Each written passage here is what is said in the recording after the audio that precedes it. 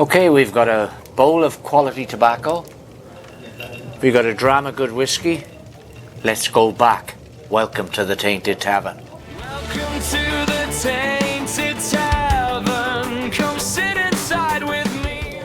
Okay, now today I want to talk about British comic books, or British boys comic books of the 1970s, which was the era I grew up with and became a comic book fanatic, which is something I remain to a certain extent to this day. But before we go into that, I'd like to show you one of the comic books that I've actually written. This is Red Berry from Commando Comics from DC Thomson. DC Thomson's Commando series is actually the longest running series of boys adventure war comics in history, and it's still being published to this day. I'm really proud to have written this. I used to read these as a kid, and it's great to I've written several titles for DC Thomson. This is one of them, Red Berry. Another one was Red Sky at Night, the Cardiff Blitz. But it's something I'm really proud of. I've had a lot of books published in my time, but this remains one of my proudest moments, simply because I read these so much as a kid.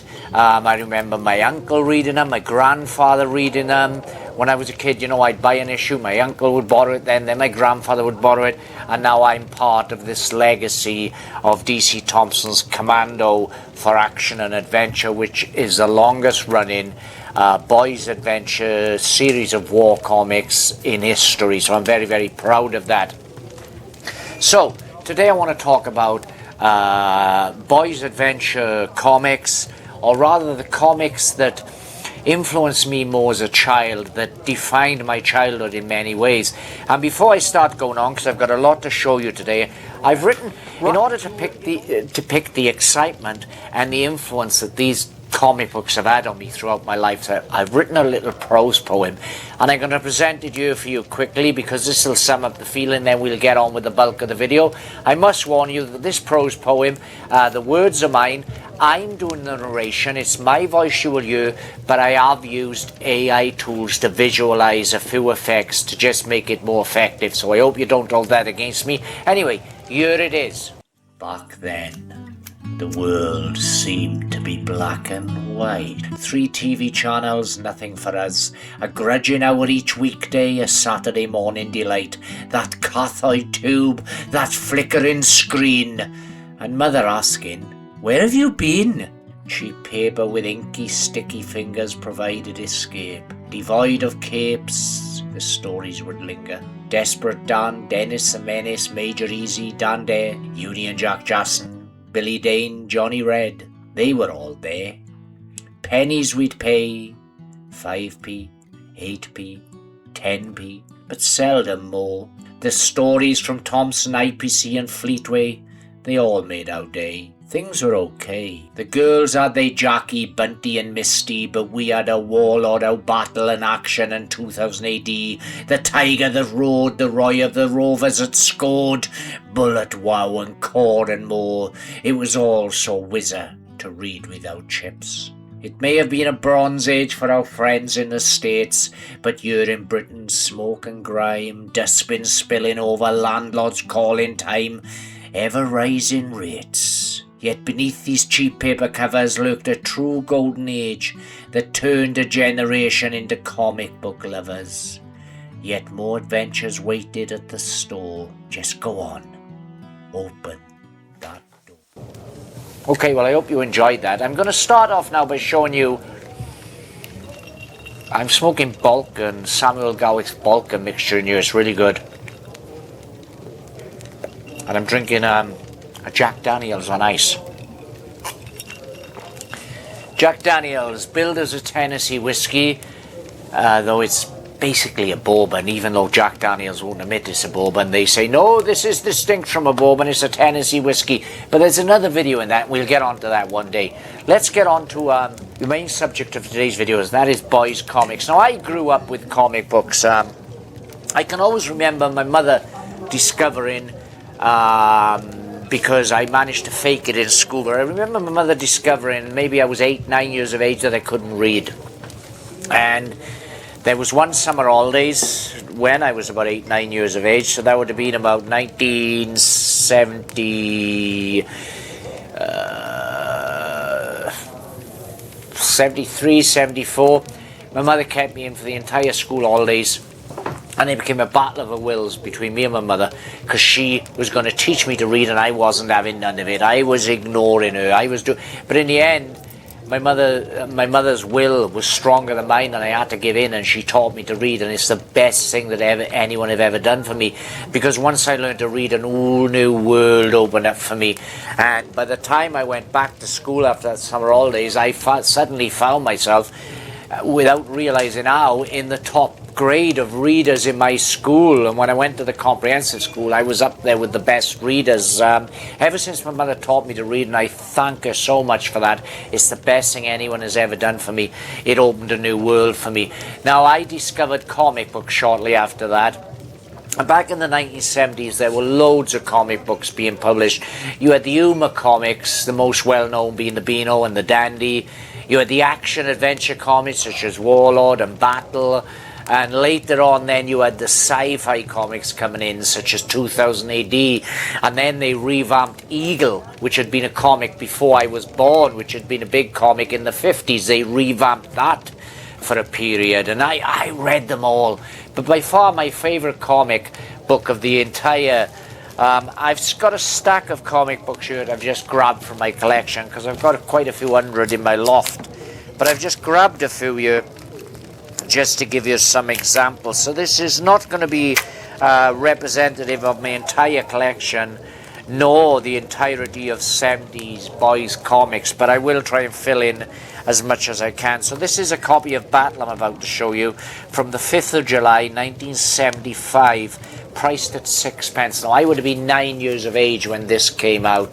The artwork here, it tells us Ben Bradley wrestled with the controls of the Dakota with no flying knowledge. He was on a crash course for a coward. See Coward Bradley's brand on Bradley inside. Published by IPC Magazines in 1975. And I don't know, well, you can see the artwork there. The comic's in very good condition. But this issue was prior to the period where I really started reading it regularly. So several of the characters here I know well. And several of the characters I discovered later when I got hold of these old issues. But D-Day Dawson, for instance, was a character that was in Battle when I was reading it. And the story behind D-Day Dawson was that during the D-Day landings, he suffered an injury. He had a bullet, and the bullet couldn't be removed. It was lodged close to his heart. He was going to die. But for the moment he was fine, so he suddenly developed this devil-may-care attitude, and he started fighting, determined that he was going to take... These comics weren't exactly politically correct, and they were very gung-ho, but that's the time and place, and there's nothing wrong with that. And he decided he was going to take as many of the enemy out before he fell, but I can remember that in the... comic books that I was reading when I came to Battle several years after this. And so D-Day Dawson, after D-Day Dawson we've got the Death's Head Dossier, which stars Mike Nelson. Now Mike Nelson is an interesting character for comic book historians, because when Battle launched, this was a rival to DC Thomson, the rival publishing house Warlord, and their main character was codenamed Warlord. It was a character called Peter Flint. He was kind of a James Bond, World War II era James Bond. And so Battle created their own World War II era James Bond, and that was Mike Nelson, codename Eagle. This is one of the secondary Eagle stories, and they started to get a lot more grittier as time went on. Rat Pack, of course, is a very famous strip based very heavily on the movie The Dirty Dozen, where a group of convicts are trained as commandos. That was really cool. Inside you get some photographs here called Battle Master Plan. So this is telling us the story of the infantry tank Mark II Matilda and the Junker Ju-87 Stuka bomber. You've got the Bootdeck Boy, which was another long-running script which went on for many, many years. Then is Fortress Falcon, which is a one-off story. Lofty's One-Man Luftwaffe was another long-running story. I'm just going to put this back in the poly bag because I really do want to protect these comics. So, you know, but these are a part of my history, and I like to keep them in a certain condition, because I think they deserve that respect, and they really do. I mean, Battle had comic book writers who became famous, such as Pat Mills, John Wagner, who would become famous then for another comic that was launched by the same publisher, IPC Fleetway, and that was 2000 AD. Now, 2000 AD came out in 1977. I was 12 years of age. I remember buying the first issue. You had an object on the front called a space spinner, which was a free gift. It was like a plastic frisbee type effect. And, you know, obviously we ripped that off the comic. We threw it about, whatever, we lost it. But these days, if you can get a copy of 2000 AD issue 1, which incidentally was the comic that launched Judge Dredd, though the character Judge Dredd didn't come about until the second issue, but if you can get a copy of that, it's worth a fortune if you can get it with the space spinner attacked. The copy without the space spinner, I believe, is quite valuable, but with the space spinner, you're talking big money. So anyway, let's talk a little bit about 2000 AD. Now, I haven't got so many 2000 ADs in my collection, but I have got a few vintage copies. Let's take a look what I've got in here. So I've got a 2003 issue 399 there, which 2000 AD called Prog. It was program 399 rather than issue, because 2000 AD built itself right from the start, and I can still remember that first issue. Stories you had in that was Invasion 1999, which was my favourite. That was about Bill Savage, and we're going to go on to that because that's been collected in graphic novel, and I bought all them. You had Flesh, again another one of my favourites, and we will go on to that. We had the revamped version of Dan Dare, which brought Dan Dare, the famous Eagle comic character, into the modern age. You had, what was it called? MASH 1, which was kind of a Steve Austin $6 Million Man kind of a rip-off, but he had a computer in his brain. So MASH 1 standing for Man Activated by Computer Hyperpuncher 1. That was a cool strip in its day. But I've just opened that bag, and the only 2000 AD I've got in here is this issue, which was dated 5th of January 1985. And on the back it's got things to come in 1985, teasing stories that they had come in. 2000 AD's 8th birthday was coming up. They had a new Rogue Trooper story coming up, and Judge Dredd, of course, the evergreen character. But I've taken that out of the bag now, and the rest of the bag are filled with old Battle comics. So let's have a look at this, because this is quite interesting, because this one here, dated from 1979, is Battle Action. This is dated the 12th of May 1979, and that's Battle Action. Because what used to happen with British comics is when a comic started to fall off in sales, they merged it with another comic. So Battle had several different titles merged into that, titles that had failed on the marketplace. So that's Battle Action. We've also got your Battle and Valiant, which comes prior to Battle Action. This is cover dated 12th of February 1977. So Valiant was also a standalone title that was published on its own, and then suddenly that started dropping off in sales, so it was merged into Battle. You've got Major Easy versus Rat Pack in here. Major Easy was a favourite character of mine back in the day. You've got Johnny Red, of course, which became one of Battle's most famous stories, about a British fighter pilot who was fighting with the Russians. Joe Two Beans, which probably wouldn't run these days because it was about an American Indian, a Native American, and fighting in the Second World War, but the language was a lot stereotypical Indian, you know, I go there kind of thing, which wouldn't really fly these days. Also in Battle and Valiant, you've got this must have been close to when Battle and Valiant verged, because you've got some special pages there in the middle, which you're encouraged to cut out to create a booklet once you've collected 3 or 4 issues. We've got One-Eye Jack, which was a cop character, very much based on Dirty Harry, which was a character that came from Valiant. And here we've got something interesting. This is Darky's Mob. I've got the entirety of Darky's Mob collected in a graphic novel. Darky's Mob is a groundbreaking British comic, and it remains so to this day.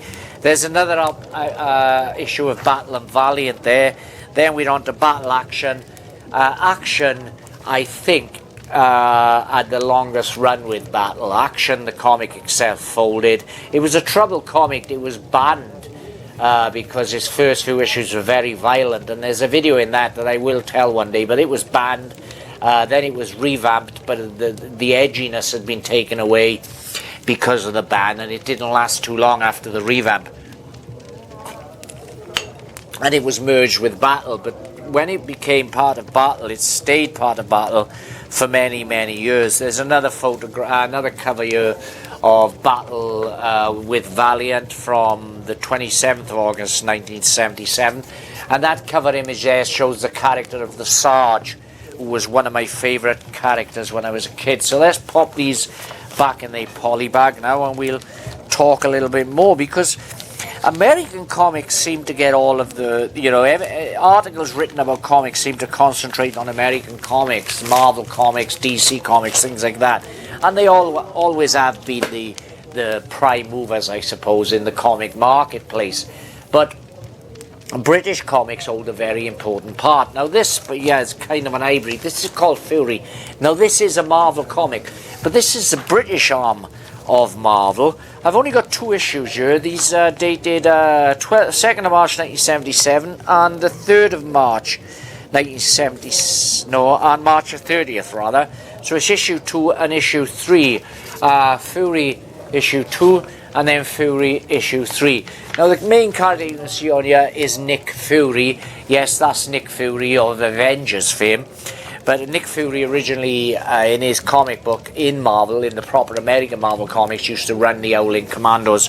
And these are World War II based stories using Nick Fury as a central character. Unlike the American counterparts, they are black and white, as was most British comics. But what's funny by here, and it raised a little chuckle when I was just looking through that, is some kid who must have owned this at one time actually coloured in the middle pages there. Didn't do a bad job, I don't think. So that's Fury. Now Battle in 2000 AD, which I was just talking about, was published by IPC Fleetway. The main competitor to them was DC Thomson, who published the Commando book that I actually wrote. And their title, their most famous title, arguably the most famous war title, was Warlord.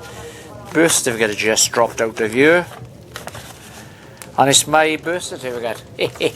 So I better put that back safe. But Warlord was probably DC Thomson's most famous comic. And what have I got here? I've got a couple of interesting things to talk about by here, going through these. So I've got 3 copies of Warlord and 1 copy of something else. I'm just going to put it one side. Okay, so this is Warlord, cover dated issue number 92, June the 26th, 1976. Now Warlord's characters, Old Calamity, which I remember, Killer Kane. Killer Kane was a really good story. You've got Tommy Atkins' War. Don't really remember much about that. A Case of Death, which I think is a one-off story. And what I'm looking for, I don't know if it'll be in this one. Then we've got Codename Warlord, which I was telling you about earlier. Now this is Lord Peter Flint, which was the character that the Battles Mike Nelson was very much based on. But what I was hoping was this issue would contain something else, another strip that I wanted to talk about. I don't know if it's in this issue, but no, it's not. But we've got a couple more Warlords here, so no doubt we'll come to it. Now what I want to point out here is the middle pages, the Warlord letter page, and you could join the Warlord club and you'd get a little, does it show you? Yeah, it shows it you. So you'd get, and I was a member of this when I was a kid, so you'd get a little leather wallet, and inside you had a wheel which broke a code for you, and they print a code in the comic every week, and you were a Warlord agent. Now, there's another issue of Warlord, this one dated July the 10th, 1976. I'm just going to take a quick flick through this because I don't want this video to go on too long, but there's a character I'm looking for, and I don't think it's going to be in this issue either, but he was a long-running character, and he's not in our one, so just give another look at that. But I've got another issue of Warlord here from 1978, which is December the 23rd, number 222, and as you can see there, it says Warlord and Bullet. Bullet was another comic, a short-lived comic, which ended up losing in sales, so it merged in with Warlord. But the strip I want to show you about will definitely be in this issue. Oh my god, I shouldn't have said that, should I? But no, it is going to be in here. I'm sure of it. If not, I can just edit this video and you won't know what I'm talking this nonsense. OMG. Do you know it's not in here? One of the most famous strips in Warlord was a character called Union Jack Jackson. And Union Jack Jackson was fighting in the one of the American theatres of war against the Japanese. And he was a long-running character, and I used to love it, and I can't believe it's not in any of these Warlord issues. I will have some Warlord due with it in. But recently, the reason I wanted to talk about it was recently, and it's still available now in stores.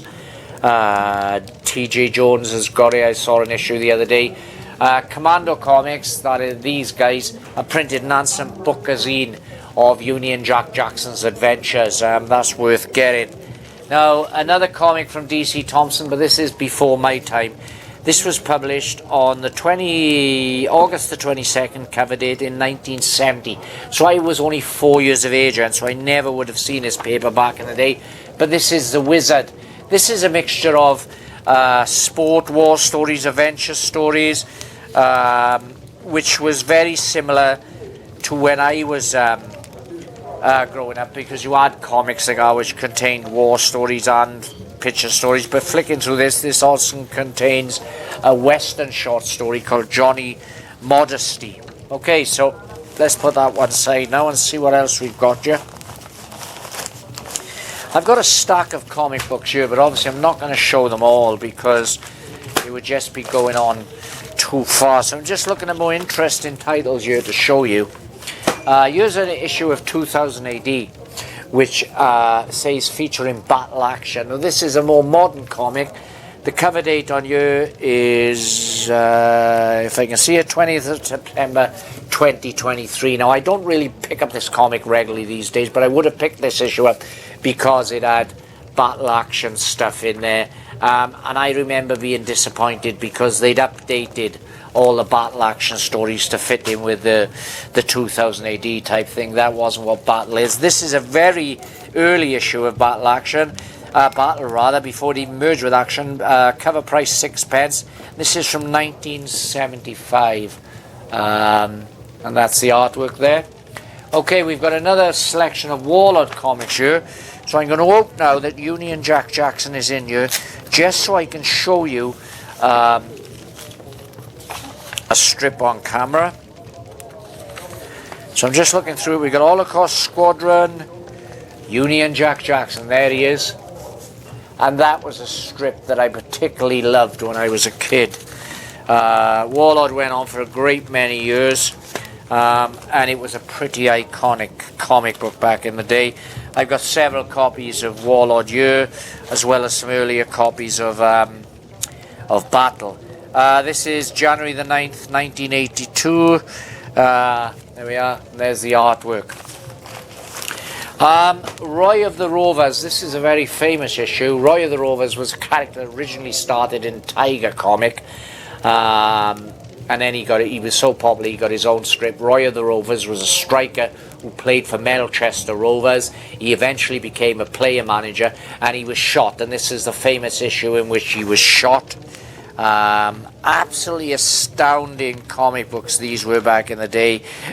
We got various football related strips and a poster here. And this is Adrian Heath of Newcastle under Lyme.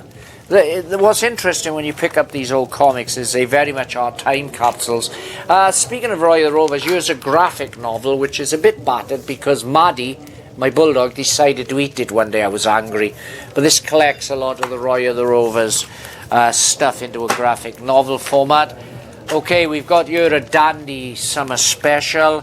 Again, this is fairly recent, I think. I don't know when this came out, but it's billed as the last ever Dandy Summer Special. This would have been come out the year that Dandy stopped publication. Very, very sad there because Dandy is a long-running iconic comic. We've got more battles here. Just going through these piles now to see if there's anything worth picking up. There's another stack bagged of Battle comics. There's more Battle. Most of my collection are vintage Battle comic books. I've also got a copy here of Judge Dredd magazine. And the next title I can see looking up from the pile is going to be interesting. Because you remember I told you that Battle had merged a comic called Action into it, which was a good comic in its day, but when it failed to sell, the comic companies would merge them into each other, and this was Action. So this is an actual copy of Action. This is dated the 12th of February 1977. The cover star there is a character called Hellman, who's a German soldier, which was not totally unique. Battle had done it before this, but having a German character as the main character in a strip was quite groundbreaking back in the day. Action contains stuff like Dredger, who is a kind of a violent, a mixture of James Bond and the Sweeney. Roaring Wheels, which was a sports strip. You've got Spinball, which was a kind of future ball game, which was really violent. You've got Look Out for Lefty, which was a working class football soccer strip. We used to call it soccer back in the day, see. Nowadays they reckon that soccer is an American word. Hookjaw, of course, was probably Action's most famous strip, very much based on the movie Jaws, which was about a killer shark, but that was really popular. And that was one of the strips that got the comic book in trouble, because they would regularly depict people being eaten in blood-chilling detail in the pages of Battle, in the pages of Action rather. But comic books, when I was growing up, were a very important part of my childhood. Comics books were such an important part of my life, and to this day they remain an important part of my life. For instance, one of my favourite stories in 2018 was called Flesh, and this was well before Jurassic Park, mind. But the storyline was that in the future we destroyed nature, so we couldn't get meat to feed the populace.